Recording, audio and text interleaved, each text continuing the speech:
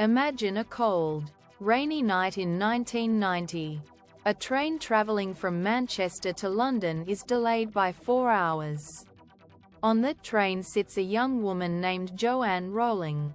As she stares out the window, a character begins to take shape in her mind. A scrawny, black-haired boy with glasses who has no idea he is a wizard. She doesn't have a working pen, and she's too shy to ask for one.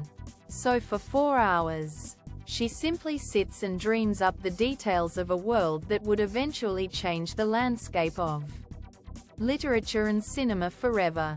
The story of Harry Potter is more than just a tale of magic and wands. It is one of the greatest comeback stories in history. When Rowling finally finished the manuscript for the Philosopher's Stone, it wasn't an immediate hit. It was rejected by 12 different publishing houses. One editor told her not to quit her day job because there was no money in children's books. Finally, a small publisher called Bloomsbury took a chance on it, allegedly because the chairman's 8-year-old daughter read the first chapter and demanded to see the rest. What made Harry Potter different from every other fantasy story? It was the Hogwarts effect. Rowling didn't just write a book. She built a school. She created a world where the magical and the mundane lived side by side. You didn't have to travel to a distant land like Middle-earth.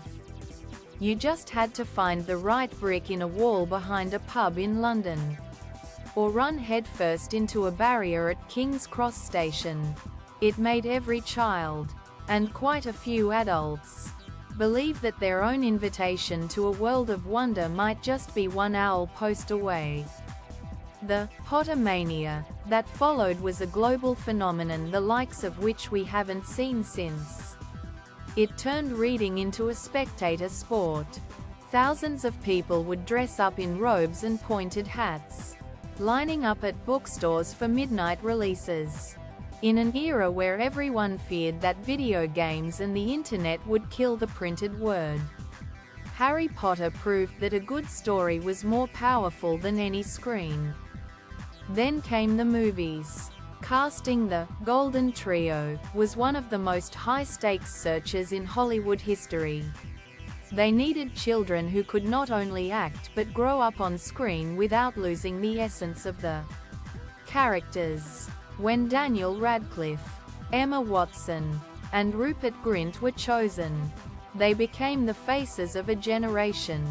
We watched them age in real time, their voices deepening and their performances maturing alongside the increasingly dark tone of the films. The brilliance of the series lies in its growth. It starts as a whimsical children's story about chocolate frogs and flying brooms. But as Harry grows, so does the weight of the story.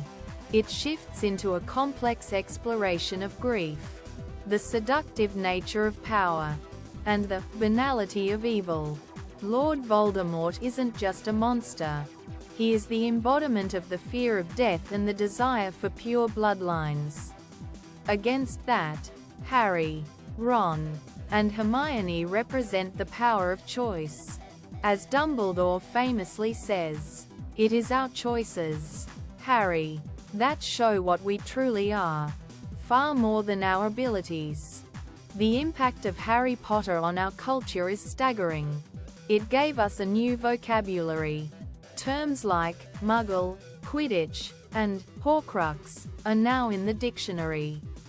It inspired a new genre of young adult literature and proved that stories for kids could be dark, serialized, and deeply philosophical. It even moved into the real world with theme parks that allow you to actually taste butterbeer and walk through the halls of a real-life Hogwarts. But perhaps the most enduring legacy of Harry Potter is its message about the power of love. In a world filled with flashy spells and ancient artifacts, the most powerful magic in the entire series isn't a curse or a charm. It's the sacrifice of a mother.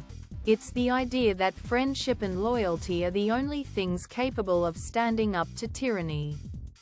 Today, the wizarding world continues to expand with stage plays, spin-off movies, and video games.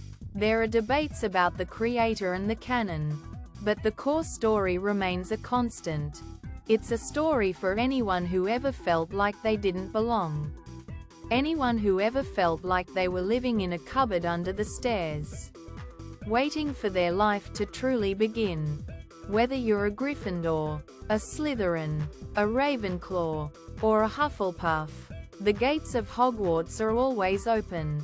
As Rowling herself said at the final movie premiere, "No story lives unless someone wants to listen. The stories we love best do live in us forever. So whether you come back by page or by the big screen, Hogwarts will always be there to welcome you home." If you could cast one spell from the series in real life, would you choose something practical like Accio to find your keys? Or something spectacular like Expecto Patronum?